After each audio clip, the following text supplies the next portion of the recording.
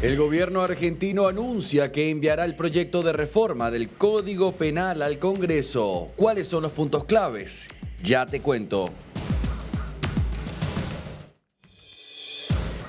Trump se reunirá con el equipo de seguridad nacional estadounidense para tratar la estrategia sobre Venezuela.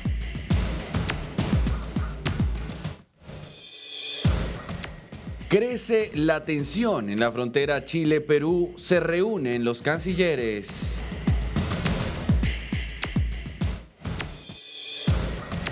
Pedro Sánchez en España, acorralado en la justicia y en las calles. Sicariato a 2 cuadras de la casa del presidente interino del Perú, José Gerí.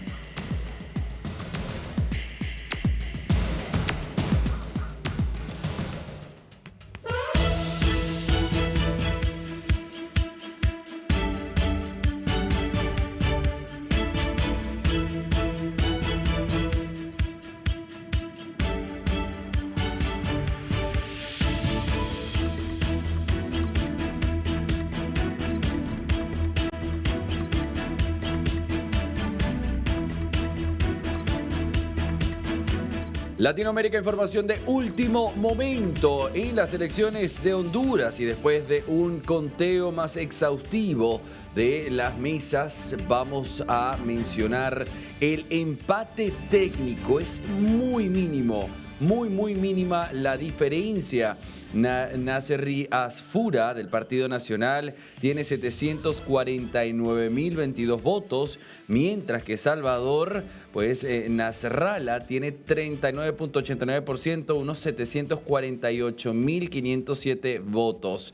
Es decir, son unos 1.000 votos nada más lo que están haciendo la diferencia. Los candidatos Nasserry Tito Asfura y Salvador Nasralla encabezan en las primeras horas de este lunes el conteo preliminar de las elecciones presidenciales hondureñas, señalando un posible retorno conservador tras 4 años de gobierno izquierdista. Con 57% de las actas escrutadas, Asfura, conservador del Partido Nacional, obtiene 39.91% de los votos frente al 39.89% del centrista Nasralla del Partido Liberal, una diferencia de apenas 515 votos.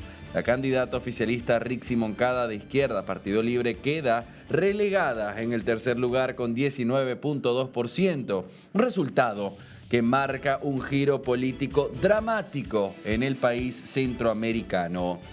La jornada electoral, con imágenes que usted ve en pantalla, se desarrolló con relativa normalidad este fin de semana, con una participación de aproximadamente 2.8 millones de votantes de los 6 millones habilitados, aunque la publicación de sus resultados preliminares se retrasó más de 1 hora por problemas técnicos en el Consejo Nacional Electoral.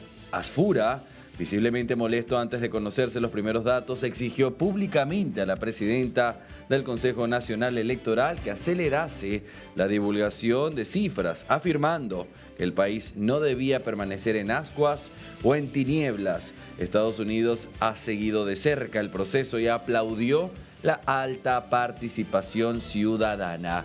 Reitero, Latinoamérica, el CNE confirmó un empate técnico entre Asfura y Nasralla.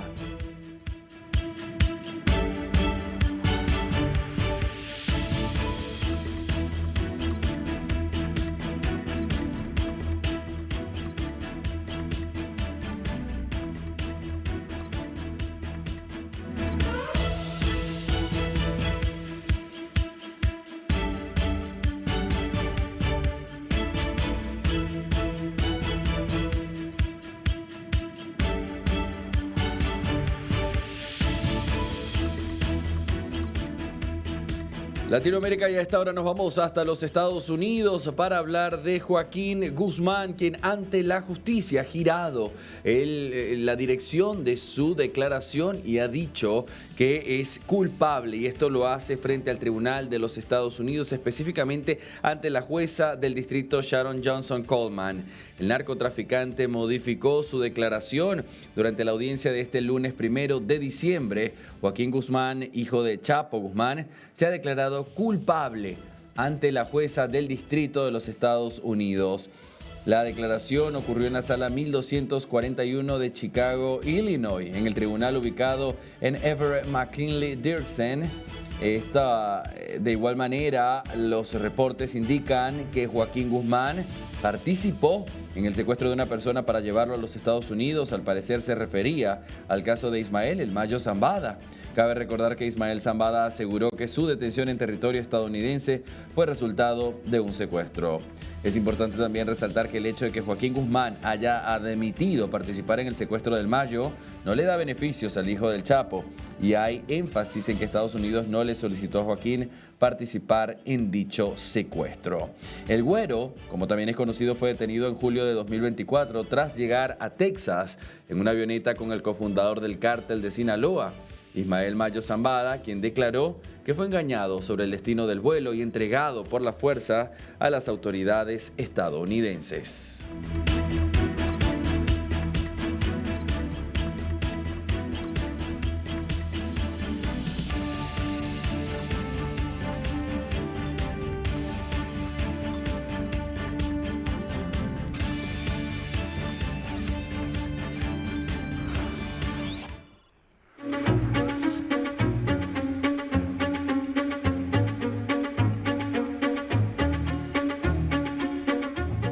Y en medio de esta importante escalada entre los Estados Unidos y Venezuela, a esta hora todavía se lleva a cabo la reunión entre el presidente de los Estados Unidos y parte de los altos funcionarios de su gabinete, es decir, los encargados de la seguridad nacional del país. Están allí sentados. ¿Y cuál es el tema sobre la mesa? Venezuela. ¿Cuál es el siguiente paso que se dará en este operativo antinarcótico? Después de confirmarse, por supuesto, esta llamada telefónica entre los Estados Unidos y Nicolás Maduro. ¿Qué dicen los analistas a esta hora? Comienzan a mencionar que Nicolás Maduro tiene dos vías para salir. Una, en este caso, es cediendo ante la presión de los Estados Unidos, o en el otro caso, resistiéndose a la presión y al cierre de oportunidades que Estados Unidos aplica hoy para el país caribeño. Y por país caribeño me refiero en la mira a Nicolás Maduro, a Diosdado Cabello,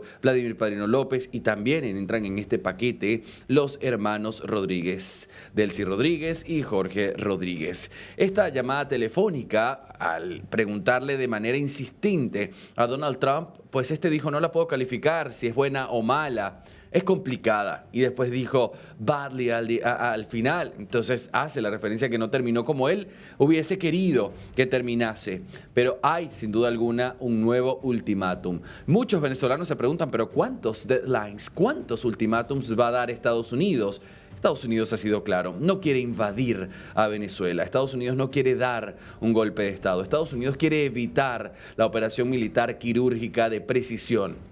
Estados Unidos quiere que implosione la situación, que Nicolás Maduro se entregue, que renuncie al poder pronto y que directamente hable, porque no es irse, es hablar, no enfrentar a los Estados Unidos en persona, no. Podría hacerlo desde Turquía, que es un país que no le puede...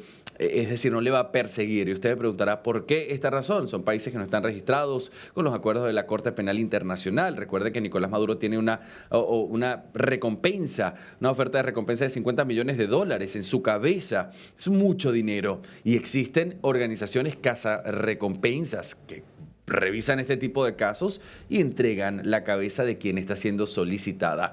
Esto, por supuesto, es lo que miran algunos, que ha llevado a Nicolás Maduro a frenarse, a resistir a como de lugar, aunque sea lo que María Corina Machado afirma, ¿no? Que el precio de quedarse es más alto. La realidad es que ya comienzan a hablarse en los diferentes medios locales estadounidenses que hay cierta presión cubana sobre Nicolás Maduro. Es decir, le dicen: o si te rindes ante la presión estadounidense, pues te mataremos. Estamos hablando de toda la información, es decir, si Nicolás Maduro cayera, entonces automáticamente, como una especie de efecto dominó, caería también Cuba y seguramente otras dictaduras. Vamos, Latinoamérica, a revisar lo que fue este primer audio donde le preguntan a Donald Trump desde el avión presidencial y esto respondía.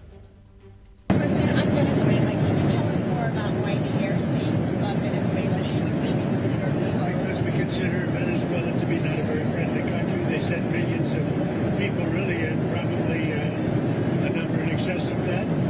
And a lot of those people shouldn't be in our country, from jails, from gangs, from drug dealers, from all of the people that came into our country shouldn't have been in our country, causing a lot of problems. And drugs. Does your warning mean that an airstrike is imminent, or should we not read it that way? Don't read anything into it. No hay nada entre líneas. Vamos a escuchar, seguramente haya una rueda de prensa por parte del presidente Donald Trump, aunque sea para dar un mensaje breve o no, sobre la estrategia que tomará, que haya discutido con su equipo de seguridad nacional. Esto en instantes, en cualquier momento.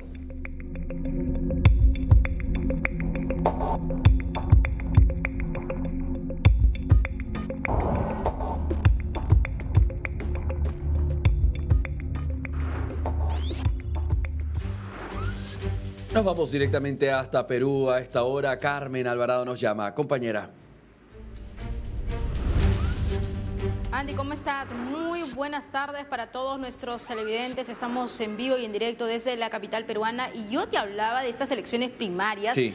Y gracias por la deferencia, Enrique Valderrama, porque estamos con uno de los protagonistas de esta jornada. Una jornada muy importante porque es la previa de estos comicios electorales del 2026. Oficialmente el candidato presidencial del APRA. La joven revelación, podríamos decir, 38 años, ¿verdad, Enrique? Nosotros te hemos entrevistado en varias ocasiones como analista político.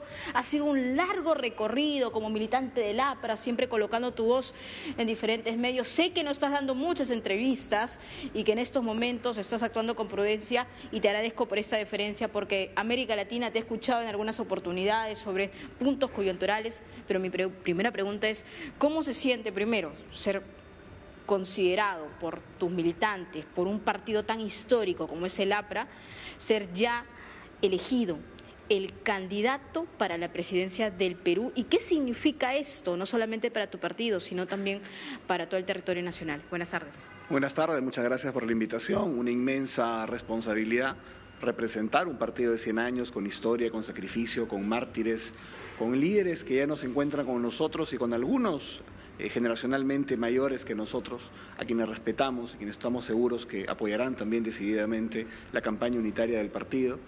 Creo que es el momento de la unidad del partido, es el momento de ser una sola voz y una voz que hoy día tiene que ser una voz de cambio, una voz que le hable justamente a aquellos por los cuales la política formal no se ha preocupado en los últimos tiempos, a los emprendedores, a los trabajadores, a las mujeres, a los jóvenes, que definitivamente no han visto que ni los últimos ejecutivos y peor aún el último Congreso definitivamente los ha tenido pues al margen en sus intereses, ¿no?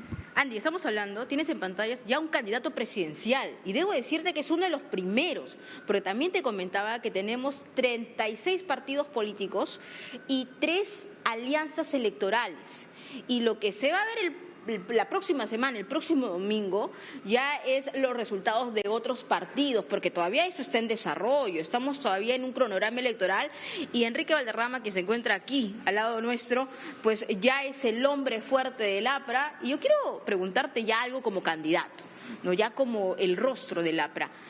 ¿Qué quieres hacer con el Perú? ¿Qué esperas hacer con el Perú? Estamos en una crisis de seguridad en estos momentos, estamos militarizando nuestras fronteras. ¿Qué es lo que le tienes que decir a América Latina, que estamos compartiendo en estos momentos un flagelo, ¿no? Un delito tan grave que está quejando a toda la región? Bueno, en principio, además, partiendo del medio de comunicación en el que nos encontramos, quiero decir que existen grandes problemas en América Latina que tienen que tener un enfoque definitivamente transnacional, internacional.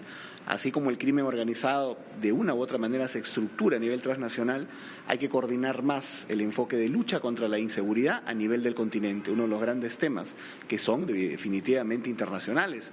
Otro gran tema es el asunto de la migración, por ejemplo, va a tener que tener un enfoque también, digamos, internacional. Y a nivel local en Perú creo necesaria una reforma urgente de la Policía Nacional.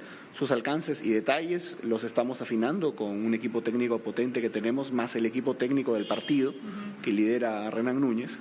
Y evidentemente también una reforma del INPE. Has visto que los penales son lamentablemente pues un centro de coordinación del delito. También evidentemente proteger aún más nuestras fronteras. No existen lamentablemente soldados suficientes para poder cuidar mejor, digamos, las fronteras y con el apoyo lógicamente o la preeminencia de la policía. Definitivamente tenemos que también ser muy estrictos con aquellos funcionarios públicos que se coluden con las bandas criminales. Creo que eso hay que castigarlo de manera severa. Pero concretamente, Enrique, ya hay acciones, particulares, circunstanciales en este gobierno de transición, como esta militarización. Tú también irías por el mismo sendero, porque hay problemas sociales, transversales, tenemos fronteras descuidadas, fronteras donde realmente, pues, no hay presencia del Estado. Y mi otra pregunta tiene que ver también con la sensación del peruano con respecto a la clase política. Tenemos noticias de muchos sueldos, de gente que realmente es corrupta, tenemos a presidentes en cárceles. ¿Qué propone Enrique Valderrama, ahora como ya candidato presidencial del APRA? ¿Cómo podemos modificar esto? Y también la mística de la política se ha perdido, tú que eres joven. Absolutamente. Una de las principales cuestiones que queremos poner sobre el debate público es que la política en los últimos tiempos, su incidencia en la corrupción ha sido mucho mayor, definitivamente, que se ha frivolizado, que se ha mercantilizado, que existen incluso economías ilegales que tienen representación en el Parlamento y gente que gestiona sus intereses. Yo creo que la política tiene que volver a tener una vocación de servicio, una orientación de servicio, y que la gente que definitivamente quiere representar al ciudadano tiene que llegar para servir. Y en eso creo que el APRA y los partidos históricos en realidad podemos tener filtros mayores que los partidos universidad, que los vientres de alquiler, que los clanes familiares, y creo que eso es algo que el ciudadano tiene que pensar. En cuanto al tema concreto de la seguridad ciudadana, creo importante hablar sobre el asunto penitenciario en el país. Actualmente hay alrededor de 100.000, digamos, reos en el Perú, y las cárceles tienen una capacidad de 44.000 aproximadamente. Por ese seguimiento. Evidentemente, y creo que eso incluso tenía una medida constitucional, es decir, ya se debía haber cumplido la meta de deshacinamiento y no se ha cumplido, o sea, creo que se ha prolongado 5 años más y creo que tiene eso que cumplirse y para eso necesitamos construir penales. Yo creo que vamos a poner en debate la construcción de 12 penales en el país en una primera etapa de administración privada, mientras limpiamos el INPE de la corrupción, porque lamentablemente de una u otra manera se nota que ha sido penetrado, ¿no? En cuanto a la militarización de la frontera, ¿seguirías también el mismo sendero o consideras que eso se puede analizar? Porque la gente ya está pidiendo que pase lo mismo en el norte, ¿no? Y el presidente José Gerí ha estado en el norte, ha estado en Tumbes y ya ven necesario algunas medidas correctivas incluso. Bueno, yo creo que todo lo que sea cuidar mejor las fronteras está bien. Creo que es importante hablar de un incremento de la capacidad de las Fuerzas Armadas en términos de presupuestales, en términos de personal. Algunos, por ejemplo, yo estoy proponiendo la reducción del presupuesto, por ejemplo, un ejemplo, austeridad en la política, la reducción del presupuesto del Parlamento a la mitad, como una bandera del APRA. Pero evidentemente eso y más, aplicarlo directamente, por ejemplo, a un hecho que me parece totalmente injusto. Hoy día los soldados creo que ganan aproximadamente como propina unos 300 soles al mes aproximadamente. Yo creo que hay que elevar esa cifra, creo que hay que incrementar el reclutamiento sin ir al servicio militar obligatorio. Creo que podemos definitivamente ahí, sin duda, incrementar eso para poder tener muchos más soldados que puedan cuidar nuestras fronteras. Se puede decir vamos a militarizar las fronteras, pero si tú no tienes personal suficiente, ¿cómo lo haces? Claro, ahora, Enrique, mira, si vemos la situación ahora, con lo que se viene en Chile, José Antonio Kast es el más voceado y el que tiene la proyección para llegar a la moneda. Tú eres candidato presidencial en estos momentos. Esto ya está zanjado, está ratificado, o sea, según las actas del 100%. Si es que tú llegas a la casa de Pizarro, Enrique, vas a tener que coordinar con un gobierno en el cual tiene una postura muy firme sobre su migración irregular dentro del territorio chileno. ¿Cuál es tu postura ahí también? ¿Mano firme? ¿Mano dura? ¿Tú cómo actuarías? Yo creo que definitivamente el Perú tiene que hacer respetar todas sus normas sin ningún tipo de duda. Creo que discursos que van en cuanto al cumplimiento de lo establecido por la patria tienen que ser absolutamente firmes, pero eso también tiene que ser claramente alejado de cualquier posición xenófoba que nosotros rechazamos, ¿no? Exactamente, y que eso es bueno también que se pueda replicar en toda la región. Andy, no sé si tú tengas alguna pregunta, estamos hablando ya con un candidato presidencial del partido histórico del APRA, y así en DiNews ustedes se van a comenzar a enterar de todos los candidatos. Andy, no sé si tengas alguna consulta, compañero. Sí, compañera, gracias por el espacio. Tenía justamente una pregunta en este momento, tiene que ver con esto de la privatización. Gracias, a ver. Candidato, gracias por su tiempo, le habla Andy Chirinos desde el estudio. ¿Me escucha con atención allí? Muy buenas tardes, encantado. Sí, gracias, claro. Gracias, candidato Valderrama. Le pregunto, usted mencionaba sobre la privatización de las cárceles. Ahora le repregunto yo a usted, ¿cómo se garantizaría, ¿no?, que en una primera instancia estas cárceles no se conviertan en una organización lucrativa o de corrupción desde dentro? Bueno, son dos etapas, definitivamente. La primera tiene que ver con la nueva infraestructura que viene. No estamos hablando de privatizar para nada las cárceles que existen actualmente. Esas seguirán en manos del INPE, que hay que reformar, que evidentemente hay que potenciar el número y la preparación y la capacitación al personal del INPE, que definitivamente está desbordado por la cantidad que tiene. Y evidentemente estoy hablando de una política de deshacinamiento, en donde definitivamente tenemos que construir nuevos penales. Esos nuevos penales planteo que en una primera etapa tengan administración privada. Y creo definitivamente que podemos tener los mecanismos de concurso y contratación para que puedan venir empresas incluso que puedan ser bastante solventes para que puedan ver ese tema, sin duda.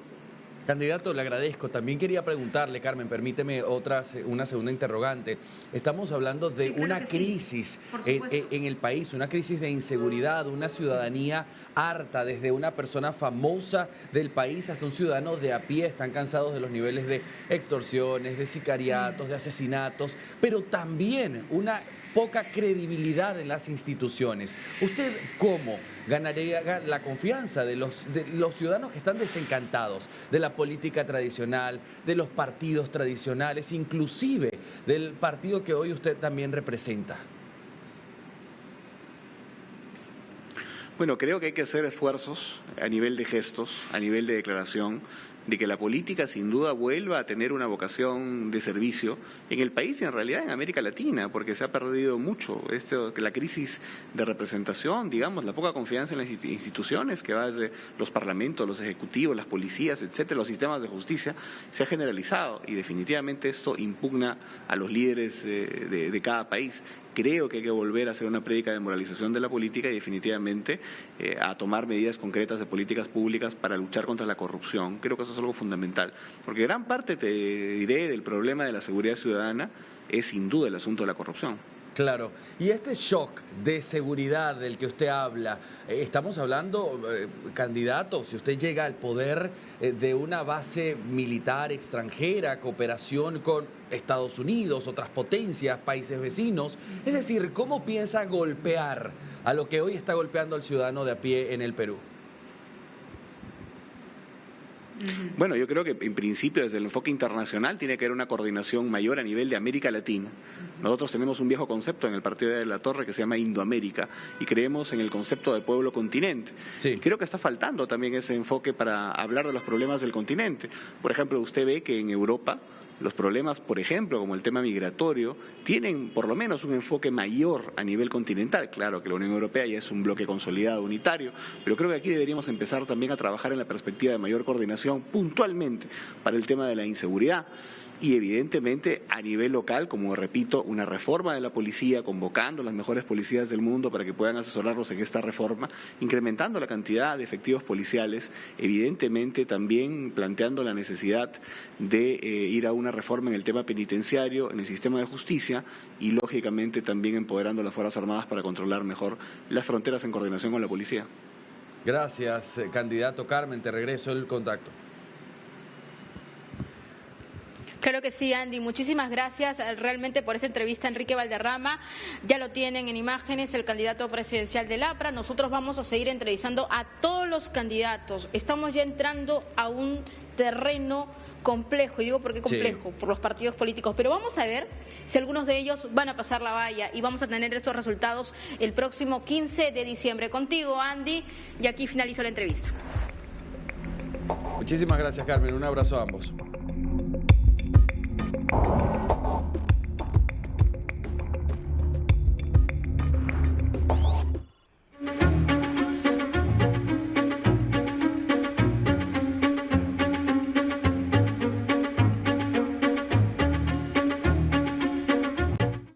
Latinoamérica, y nos vamos directamente hasta Ecuador para hablar del año más violento. Inicialmente, es decir, hace unos meses nosotros hablábamos de los reportes que vislumbraban, ¿sí?, un segundo año, una segunda parte, un segundo semestre terrible. En un principio hablamos de 4.500 asesinatos desde enero hasta el sexto mes del año, y ahora se hace un conteo según los reportes. Desde enero hasta ahora estamos hablando de 8.272 homicidios intencionales. Latinoamérica, esto supera los del año pasado, y que se da en el marco de un esfuerzo gigante que hace el presidente Daniel Noboa junto a todo su equipo para erradicar el control y el poder que hoy sostienen los grupos criminales, estas organizaciones criminales que vapulean la seguridad del país. Hoy esto vuelve a ser tema de conversación para el presidente Daniel Noboa. Fíjese que hay la llamada Zona 8, que abarca Guayaquil, Durán y San Borondón, volvió a convertirse en el foco principal del crimen. 2.760 asesinatos en lo que va de año. Los Ríos aparece luego con 1.147 muertes violentas, después Manabí con 1.141 muertes, y las autoridades remarcan que más del 95% de los ataques están relacionados con estructuras delictivas.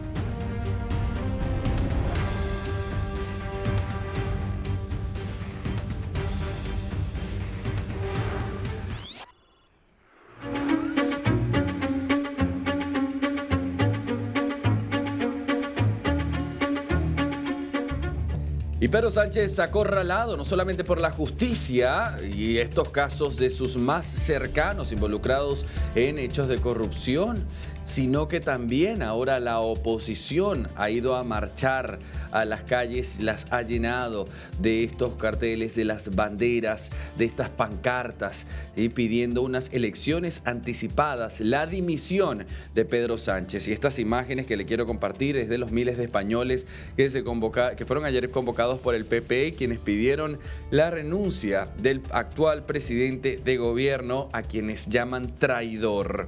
Miles de personas, 80.000 según el Partido Popular y unas 40.000 según la delegación del gobierno, se manifestaron este fin de semana para exigir elecciones generales y denunciar lo que la oposición describe como la corrupción que rodea al gobierno de Pedro Sánchez. Recuerde, hay nombres, ¿sí?, el escándalo que terminó con la prisión preventiva del exministro de Transporte José Luis Ábalos y su asesor Coldo García, y quien se convirtió en una de las movilizaciones más multitudinarias del PP en los últimos años, y sin duda alguna un punto de inflexión en la ofensiva política de Alberto Núñez Feijóo.